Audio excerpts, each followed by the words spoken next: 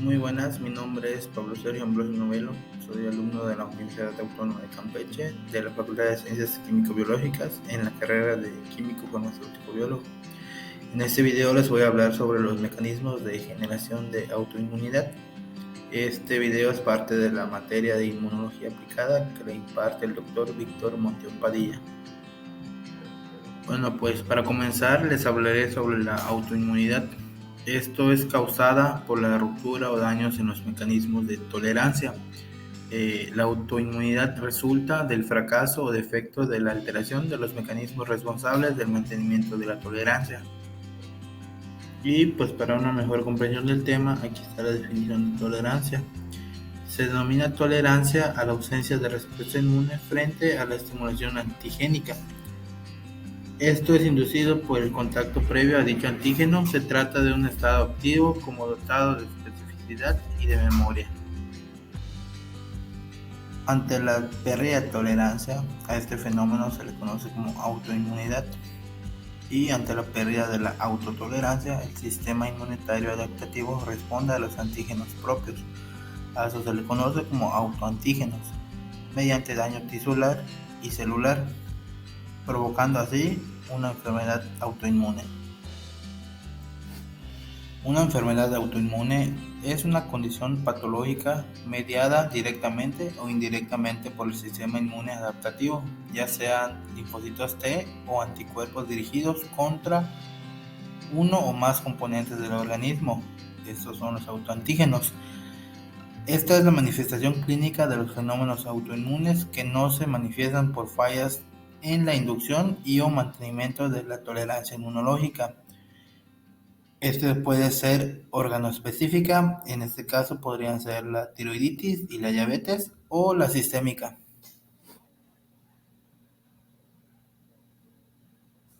Las enfermedades autoinmunes órgano-específicas, como su nombre lo indica, son enfermedades que están localizadas en un órgano específico. En este caso podría ser la tiroiditis, y las enfermedades autoinmunes sistémicas son las que abarcan diferentes órganos, lo que quiere decir que abarcan un sistema. Un ejemplo de este sería el lupus. Para que una enfermedad autoinmune pueda desarrollarse, deben de ocurrir elementos esenciales para su desarrollo. En este caso sería una predisposición genética, un evento ambiental y una alteración de la regulación inmunológica. Factores genéticos. Existen distintos genes capaces de romper los mecanismos de tolerancia. En esta tabla les mostraré distintos genes que lo pueden romper y el mecanismo en el cual lo hacen. En el primer caso tenemos al gen aire. El mecanismo que usa es la falla en la tolerancia central, y la patología que causa o la enfermedad es la poliendocrinopatía autoinmune. En el caso del gen C4, el mecanismo que usa es el defecto en la degradación de complejos inmunes, y la patología que causa es el lupus eritematoso sistémico. En el caso del gen FAXP3, el mecanismo que usa es la deficiencia de los linfocitos T reguladores. La patología que causa es la disregulación inmune ligada al cromosoma X y PEX. En el caso del gen FAS-L, el mecanismo que usa es el defecto en la eliminación de clones de linfocitos B autorreactivos, y la patología que causa es el síndrome linfoproliferativo autoinmune. En el caso del gen PSORS1, el mecanismo que usa es la inducción de proceso inflamatorio, y la enfermedad que causa es la psoriasis. Y como último tenemos al gen NOD2. El mecanismo que usa es el defecto en la presentación de antígenos bacterianos. La enfermedad que causa es la enfermedad del Crohn. Otro factor sería el factor ambiental. En este caso, el medio ambiente corresponde a los elementos identificables en el entorno físico y cultural demográfico, económico, político, normativo o tecnológico que afecta la supervivencia, las operaciones y el crecimiento de un individuo o población. En este caso mencioné tres factores ambientales, que serían las infecciones. Se sospecha la participación de un agente infeccioso en el desarrollo de casi todas las enfermedades autoinmunes. Por otra parte, la presencia de algunas de estas afecciones o su tratamiento predispone al desarrollo de diferentes infecciones. Como segundo punto tenemos el mimetismo molecular. Algunos agentes infecciosos poseen moléculas antigénicas que tienen semejanza con algunas propias del organismo, y las reacciones de defensa suscitadas contra las primeras atacan por reacción cruzada a las segundas, que serían las moléculas que tenemos en nuestro cuerpo. Como tercer punto tenemos las sustancias químicas y medicamentos. Los agentes químicos externos pueden alterar una proteína propia haciéndola antigénica, como ocurre con algunos solventes en el síndrome de Gottspatull. Como último factor tenemos a los factores inmunológicos. Las alteraciones en el funcionamiento del sistema inmune pueden contribuir al desarrollo de enfermedades autoinmunes. En este caso manejaré 6 puntos. Como primer punto tenemos que las carencias genéticas de factores de complemento como C1q, C4 o C2. El 90% de los individuos con deficiencia de C1q y el 75% con deficiencia de C4 desarrollan lupus eritematoso sistémico.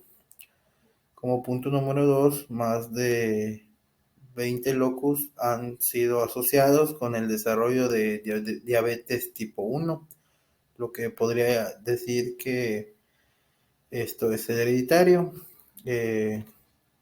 Como punto número 3, tenemos a la deficiencia de inmunoglobulinas A. Como punto número 4 tenemos a los defectos de los linfocitos B, que lo hacen perder la tolerancia a lo propio y genera autoanticuerpos que pueden alterar a diferentes células. Como punto número 5 tenemos las alteraciones en la producción de citoquinas, que conduce a alteraciones en el funcionamiento de los linfocitos T y de las células dendríticas. Como punto número 6 tenemos a la pérdida de tolerancia de los linfocitos T y si son linfocitos T CD4 se transforman en linfocitos Th1, que son productores de grandes cantidades de citoquinas proinflamatorias. Y pues en esta imagen podemos recapitular lo que hemos visto anterior en el video, que los mecanismos de la autoinmunidad, para que ocurra esto debe haber dos situaciones fundamentales. La primera es una tolerancia frente a lo propio, lo que quiere decir que es una tolerancia fracasada. Y la otra situación es la activación de linfocitos autorreactivos. Los factores que contribuyen ya los hemos visto, pero en este caso pues los principales serían dos, que es la predisposición genética. Y la propensión genética puede romper los mecanismos de tolerancia. En este caso de la predisposición genética, como se observa en la imagen, los genes de predisposición logran que haya un fallo en la autotolerancia y crea linfocitos autorreactivos. Estos linfocitos efectores autorreactivos hacen una lesión tisular y provocan una enfermedad autoinmune. En el caso de otro factor contribuyente, serían los desencadenantes ambientales. Las infecciones o lesión tisular puede ser local, promueven la llegada de linfocitos autorreguladores. En este caso, la reacción a estímulos ambientales se crea a partir de una lesión tisular e inflamación, lo que hace que la activación de las células de las células presentadoras de antígeno tisulares, lo que provoca una activación de linfocitos autorreactivos y de ahí se crea una lesión tisular y pues por consiguiente una enfermedad autoinmune. Ahora les hablaré sobre las anomalías para que una autoinmunidad pueda surgir y desarrollarse. Estas son tres. Como primera tenemos la tolerancia defectuosa. En este caso, pues serían los fallos de los mecanismos de autotolerancia en los linfocitos T o B y el desequilibrio entre la activación y el control del linfocito, esto haciendo y provocando linfocitos autorreactivos. Los defectos en la selección, si es positivo o negativo el linfocito, y el número y función de linfocitos defectuosos, que en este caso no serían desechados los linfocitos porque habría bastantes. Y también tenemos los defectos en la apoptosis.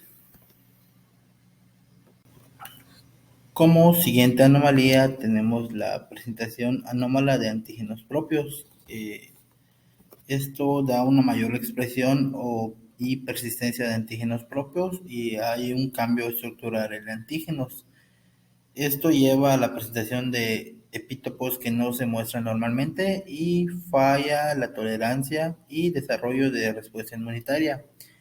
En este caso, en esta imagen, solo como ejemplo puse donde la mielina no reconoce el epítopo que normalmente reconoce, eso crea una destrucción de la célula.